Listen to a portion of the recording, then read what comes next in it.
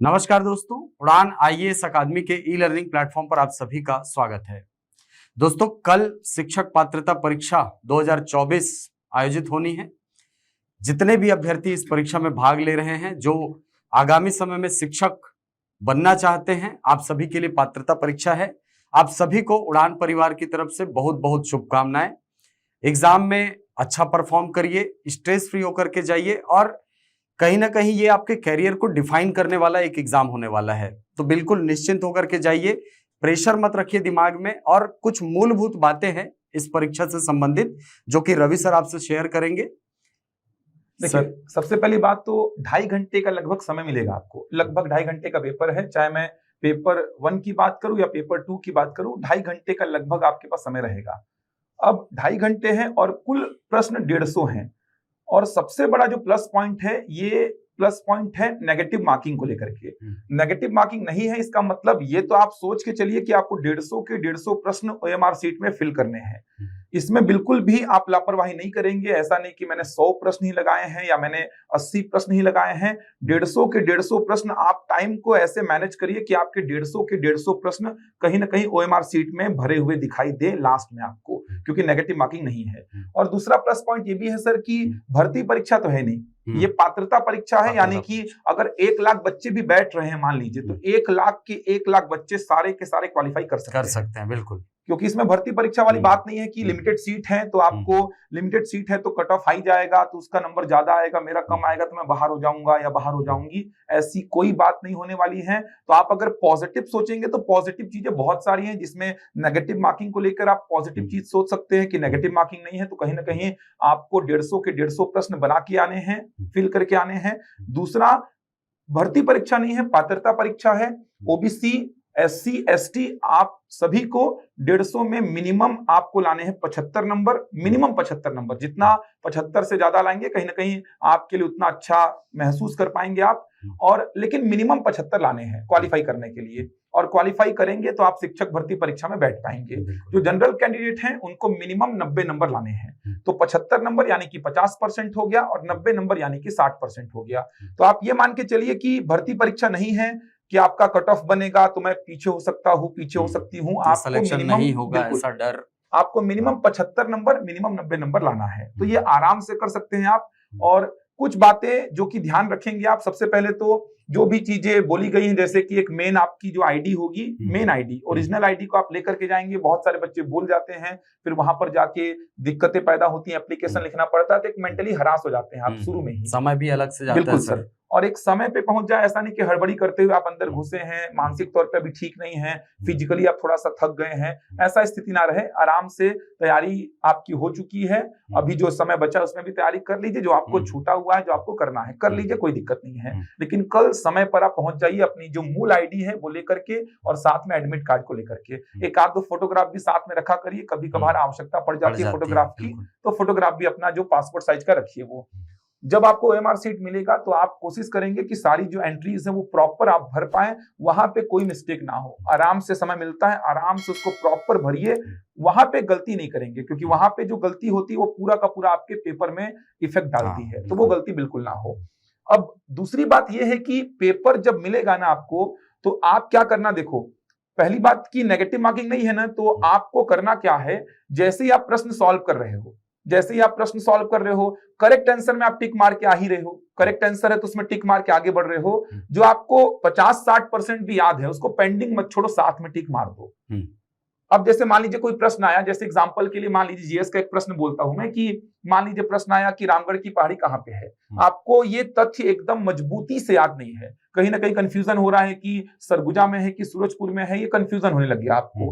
तो आपके मन में पहली बार जो प्रश्न का उत्तर क्लिक किया ना, उसी को टिक मार के आगे बढ़ना। ज्यादा सोच विचार मत करना, बहुत ज्यादा सोच विचार, एकदम जो तथ्य वाले प्रश्न होते हैं, बहुत ज्यादा एनालिसिस वाले प्रश्न में आप सोच विचार करके कहीं ना कहीं एलिमिनेट कर देते हैं कि इस डेट पे ये हुआ था तो उस डेट पे ये हुआ था, तो वहां पे अकबर आया था तो यहाँ पे ये हुआ था, ऐसे करके एलिमिनेशन हो जाता है। लेकिन एकदम जो तथ्य पर आधारित प्रश्न है ना, उसमें अगर 2 ऑप्शन में फंस रहे हैं आप, दो ऑप्शन तो आपके वैसे भी अरेंजमेंट हो चुके हैं कि जसपुर में तो नहीं है सर रामगढ़ की पहाड़ी, कोरिया में तो नहीं है रामगढ़ की पहाड़ी, सूरजपुर सरगुजा में कहीं ना कहीं आके मेरा मामला फंस रहा है। तो पहली बार आपके मन में, आपके दिमाग में जो क्लिक किया था ना, उसी को टिक मारो और आगे बढ़ो, पेंडिंग मत छोड़ो, क्योंकि लास्ट में जाके बर्डन हो जाएगा, कौन सा छूटा था उसमें क्या मारूं, और लास्ट में भी जाके आप तुक्का ही मारोगे वहां पे।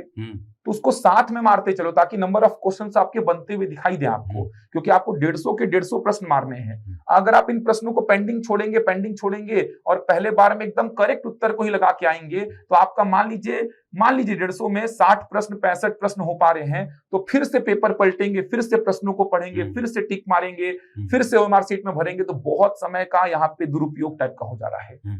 तो आपको थोड़ा देखिए, अगर नेगेटिव मार्किंग होती है ना, तो सर हमारा बच्चों को समझाने का तरीका ये होता है कि पहले अटेम्प्ट में एकदम करेक्ट 100% वाले क्वेश्चंस को लगाओ।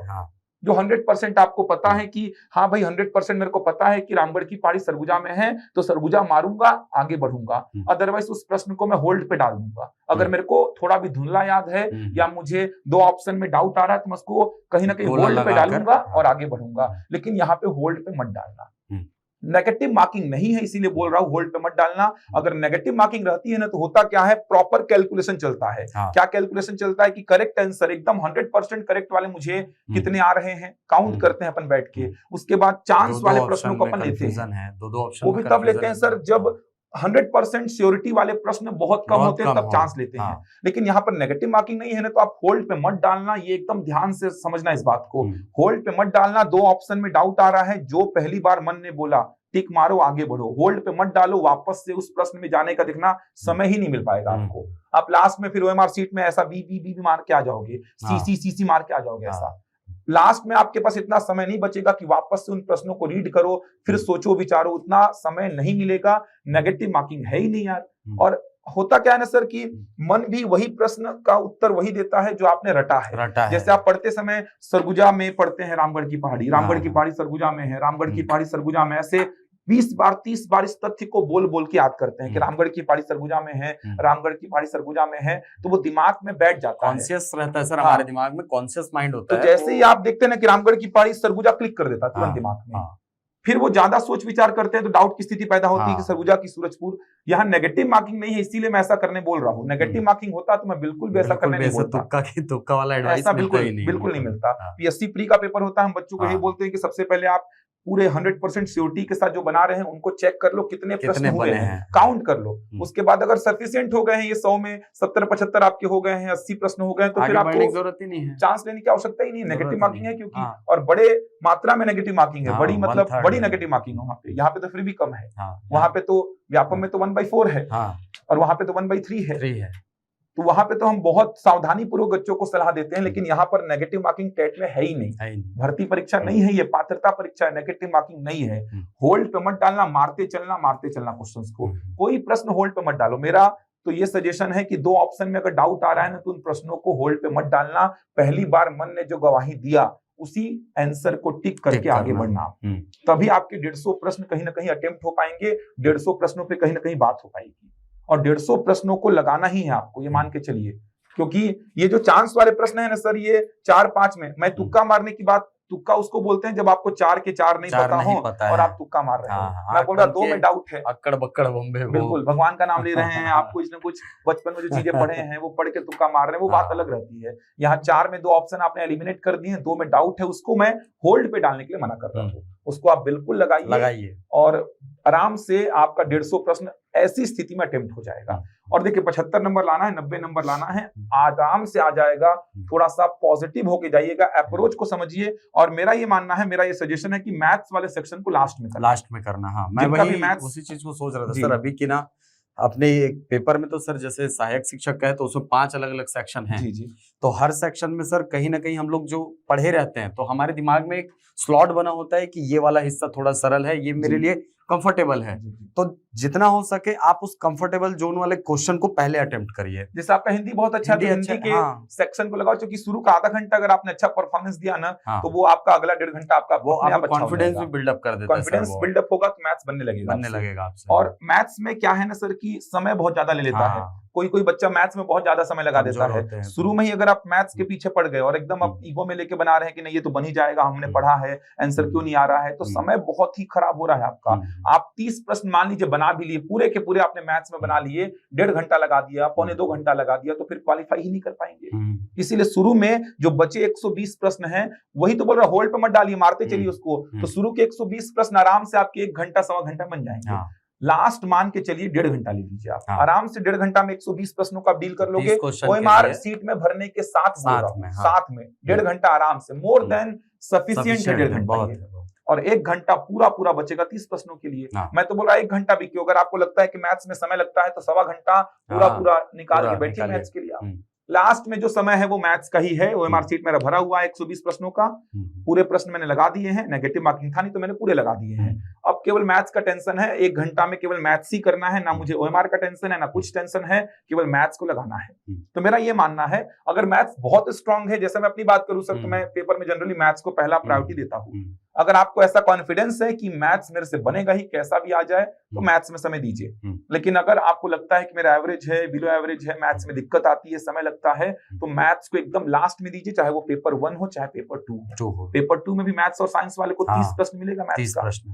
तो पेपर 1 पेपर 2 दोनों में मैथ्स का 30-30 नंबर का वेटेज है। तो मेरा यही सजेशन है कि आप लास्ट में ही मैथ्स को अटेम्प्ट करिए और कोशिश करिए कि 120 प्रश्न आपके 1 घंटे सवा घंटे में ओएमआर सीट के साथ पूरे कंप्लीट हो जाए। होल्ड पे मत डालिए प्रश्नों को। बच्चे क्या करते हैं, होल्ड पे डालते हैं सर, और लास्ट में वो टिक मार देते हैं बिना क्वेश्चन को पढ़े। और आपने मेहनत की है ना ईमानदारी से, तो प्रश्न को पढ़ेंगे तो आपके दिमाग में कहीं ना कहीं क्लिक करता है सर। तो 50% चांस हो जाता है प्रश्न सही होना। और बिना देखे तुक्का मारेंगे ना, बी बी बी, तो ऐसे में 20% 10% चांस है कि वो प्रश्न आप सही करके आएंगे। और पढ़ के तुक्का मारेंगे ना, पढ़ के प्रश्न को तुक्का मारेंगे, पढ़ा हुआ प्रश्न है उसको पढ़ के तुक्का मारेंगे, तो आपका 50% चांस हो जाता है कि कहीं ना कहीं वो प्रश्न सही हो जाएगा। तुक्का का रोल तो देखिए है टेट में, तुक्का का रोल है, क्योंकि नेगेटिव मार्किंग नहीं है, क्वालिफाई करना है, मेरिट लिस्ट बनना नहीं है। तो यहाँ पर मेरिट लिस्ट मतलब कि क्वालिफाई करना है आपको, तो भर्ती परीक्षा तो है नहीं, तुक्का का रोल तो है यहाँ पे। लेकिन तुक्का मारने का भी कला होता है सर, कि तुक्का कैसे मार रहे हो। बिना प्रश्न को पढ़े तुक्का मारोगे तो फिर संभावना बिल्कुल नहीं। हर वो एग्जाम सर जिसमें माइनस मार्किंग ना हो ना, वहां पर तुक्का का एक बहुत बड़ा रोल होता है। कई बार तो ऐसा भी हमने देखा है कि बहुत सारे ऐसे अभ्यर्थी जो कभी पढ़े ही नहीं, उनका भी कम से कम 30-40 नंबर 100 में आ ही जाता है। अब वो 30 नंबर कहाँ से आया, वो पढ़े तो बिल्कुल नहीं थे, वो केवल तुक्के के दम पे आ जाता है। तो रोल तो रहता है, रोल रहता है सर इसमें। और आप प्रश्न को पढ़ के लगाएंगे। देखिए आपने मेहनत की है, जो बच्चे मेहनत की उन्हीं के लिए हम सामने आए हैं कहीं ना कहीं। जिन बच्चों ने मेहनत की है, पढ़ा है, कम से कम एक बार चीजों को टच तो किया है।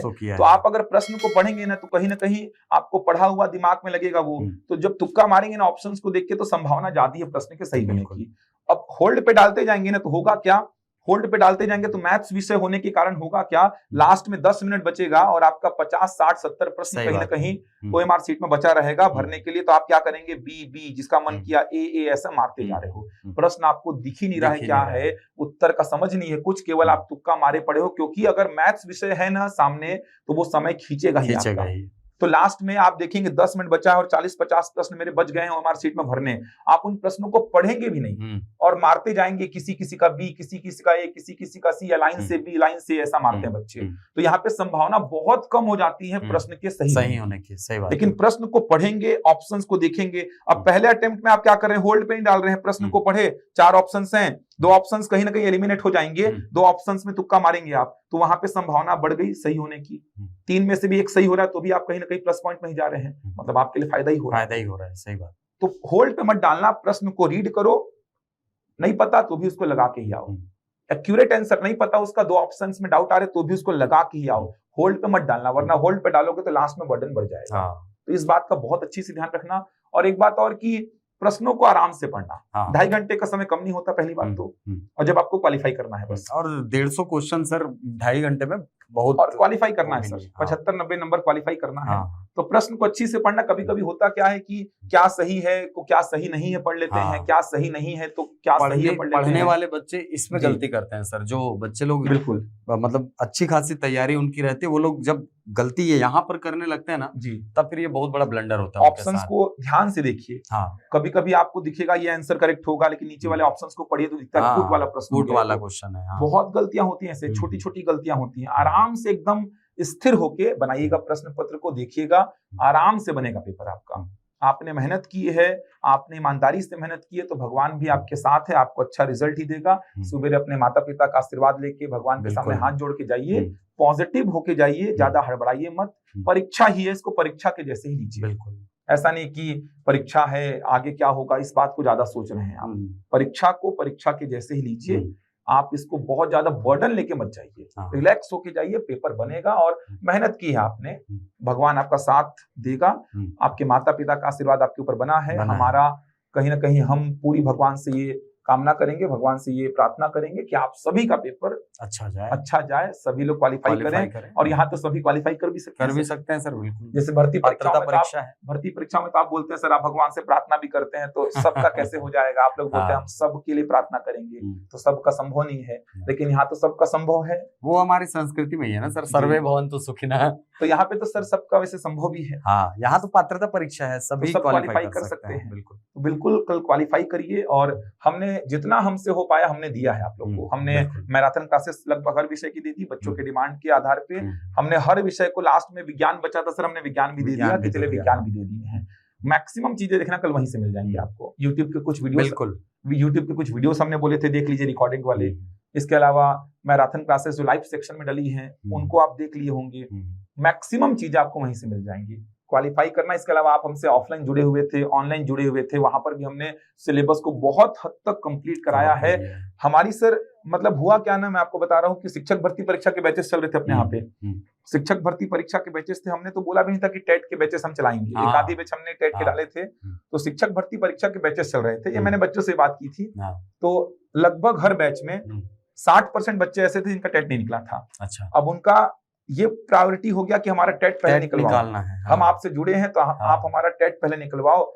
जबकि जिम्मेदारी हमारी नहीं थी, हमने तो शिक्षक भर्ती परीक्षा का बैच डाला था। हमने बोला था कि शिक्षक भर्ती परीक्षा के लिए 6 से 7 महीने का सिलेबस है, ये 6 से 7 महीने कम से कम लगेंगे सिलेबस पूरा करने में, क्योंकि बहुत बड़ा सिलेबस है, छोटा मोटा सिलेबस नहीं है। और शिक्षक भर्ती परीक्षा का सिलेबस इक्वल टू टेट का सिलेबस, दोनों सिलेबस लगभग सेम है। कंप्यूटर छोड़ दीजिए बस, लगभग सिलेबस सेम है। अब बच्चे 28 मार्च को बैच में आए, 6 मई को बैच में आए, फरवरी के बैचेस में आए, मार्च के स्टार्टिंग के बैचेस में आए। सारे बच्चों का यही कहना है जिनका टेट नहीं निकला था कि हमारा पहले टेट निकलवाओ, आप शिक्षक भर्ती से पहले हमारा टेट का जिम्मेदारी लो। हमने जिम्मेदारी ली, हमने बच्चों की जिम्मेदारी ली, क्योंकि बच्चे हमसे जुड़े हैं। वो शिक्षक भर्ती परीक्षा के लिए जुड़े थे, लेकिन फिर भी हमने बच्चों की टेट की जिम्मेदारी ली। मैराथन क्लासेस हम लाए, उन बच्चों के लिए लाए। अगर मैं बिलासपुर में था, सर रायपुर में थे, या सर बिलासपुर में थे, मैं रायपुर में था, हमने बहुत मैनेज किया कि वहीं से लाइव क्लास दे दें यहाँ के बच्चों को भी, यहाँ से लाइव क्लास दे दें वहाँ के बच्चों को। पहले सर हमारी जितनी लाइव क्लासेस थी वो रायपुर से ही चला करती थी, लेकिन हमने बिलासपुर से चलाई क्लासेस, क्योंकि आप नहीं थे, मैं नहीं था, तो ऐसा। लेकिन हमने बहुत कोशिश की और हमने लगभग सारे कंटेंट दे दिए बच्चों को जो टेट के लिए थे। लगभग सारे कंटेंट दे दिए, एक आधी 2 टॉपिक छूटे होंगे, लगभग हमने हर विषय के सारे कंटेंट बच्चों को इतना दे दिए हैं सर कि सफिशिएंटली उतने से आराम से क्वालिफाई आप हो जाएंगे, आराम से क्वालिफाई कर लेंगे। तो हमने हमारे तरफ से जितना हो सकता था, मतलब हम सक्षम भी नहीं थे ना उतने खड़े होने के, तो भी हमने खड़े होकर 12 घंटे आपके क्लासेस ली हैं जी।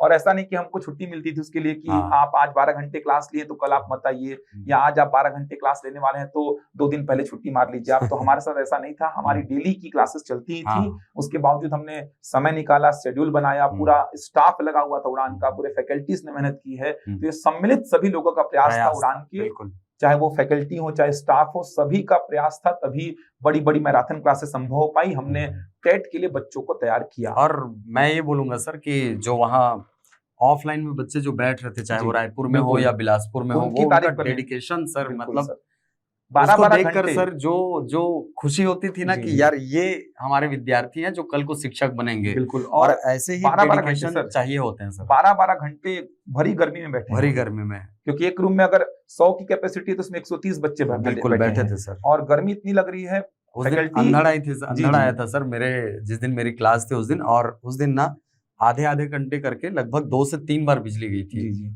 उस पर भी बच्चे उठ करके गए नहीं, बच्चे बैठे पूरे थे 12 घंटे लगातार बैठे, हर बिल्कुल। मैराथन में 12-12 घंटे बैठ गए बच्चे। तो बच्चों का डेडिकेशन भी था, बिल्कुल, बच्चों का हम पे बिल्कुल। विश्वास भी था, हाँ, हमारा बच्चों के लिए ये समर्पण भी था समर्पण भी और था। बच्चे भी समर्पित थे अपनी तैयारी को लेकर के। बिल्कुल, बहुत ना खुश हैं हम हटे ना वो हटे जी, सर, बहुत बिल्कुल वो खुश हैं हम पढ़ाए थे। बच्चों के डेडिकेशन को देख के। हाँ। हम खुश हैं हमारे उड़ान परिवार का जो सम्मिलित प्रयास था उसको देख करके। हाँ, तो हमने अपने तरफ से काम किया, बच्चों ने भी बिल्कुल। अपने तरफ से काम किया है बिल्कुल। और भगवान ने दोनों की मेहनत देखी है तो रिजल्ट आपको अच्छा अच्छा ही मिलेगा, तो अच्छा बिल्कुल। रिजल्ट आएगा। और टेट के बाद रुकना नहीं है, टेट के बाद एक और अच्छी न्यूज है आप लोगों के लिए शिक्षक भर्ती परीक्षा को लेकर के। तो टेट के बाद रुकना नहीं है आप लोगों को। टेट निकाल क्यों रहे हो? तो टेट इसीलिए निकाल रहे हो ताकि आप शिक्षक भर्ती परीक्षा में बैठ पाओ और शिक्षक बन पाओ। तो शिक्षक भर्ती परीक्षा, जैसा कि अभी कल आपने एक न्यूज देखी भी होगी कि 3 सालों में लगभग 33-34 हजार पदों पर भर्ती पूरी करनी है सरकार को। 2 चरणों में होगी। बहुत शानदार अपॉर्चुनिटी है, एग्जाम होगा, कंफर्म होगा इस साल, ये समझ में आ चुका है। तो शिक्षक भर्ती परीक्षा को लेकर के नया बैच हम आरंभ कर रहे हैं। ये जो नया बैच है शिक्षक भर्ती परीक्षा को लेकर के, ये रायपुर और बिलासपुर दोनों शाखाओं में हम आरंभ कर रहे हैं। 25 जून 2024 से ये बैच आरंभ हो रहा है। 25 जून 2024 से क्लासेस ऑफलाइन और ऑनलाइन दोनों ही मोड पर चलेंगी। ऑनलाइन लाइव क्लासेस चलेंगी। इसके अलावा प्रत्येक क्लास का रिकॉर्डेड वीडियो और पीडीएफ आपको मिलता ही है। तो रायपुर और बिलासपुर दोनों शाखाओं में 25 जून 2024 से शिक्षक भर्ती परीक्षा का नया बैच आरंभ हो रहा है। सहायक शिक्षक और शिक्षक की संपूर्ण तैयारी होगी। वर्ग 3 और वर्ग 2 की संपूर्ण तैयारी कराएंगे। एक ही टीम है। जैसा कि आप सभी को बताना चाहूंगा, सीडीपी की क्लास प्रदीप सर ही लेंगे, रायपुर में भी और बिलासपुर में भी।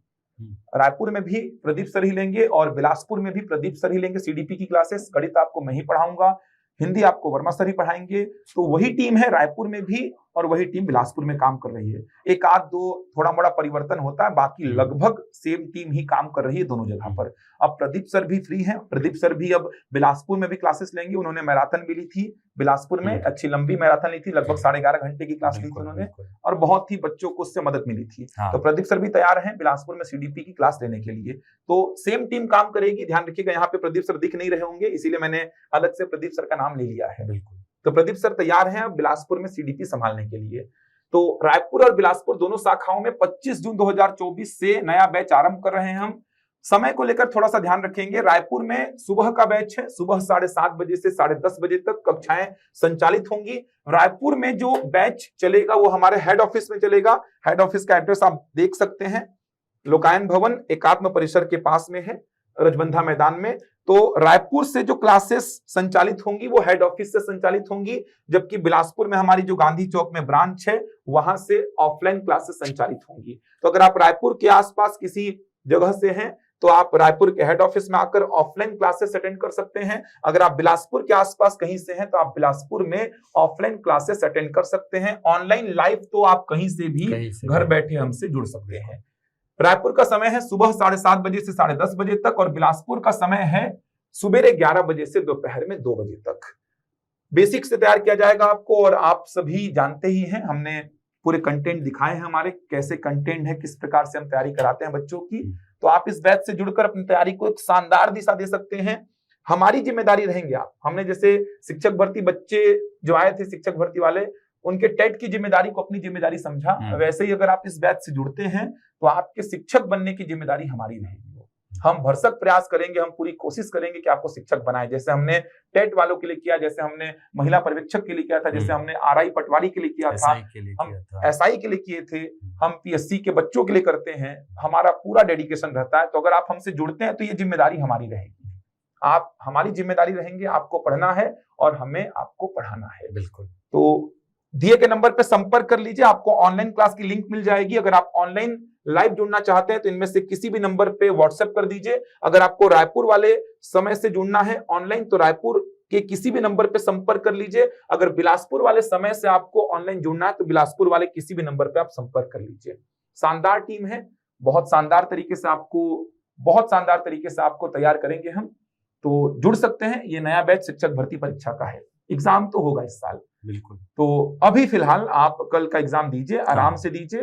पूरा उड़ान परिवार ईश्वर से कामना करता है कि आप सभी क्वालिफाई हो जाएं, आप सभी का पेपर बहुत अच्छा जाए और आपकी मेहनत कहीं ना कहीं देखिएगा रंग लाएगी। बिल्कुल। चलिए, तो फिर से एक बार आप सभी को बहुत बहुत शुभकामनाएं। बहुत शुभकामनाएं। धन्यवाद।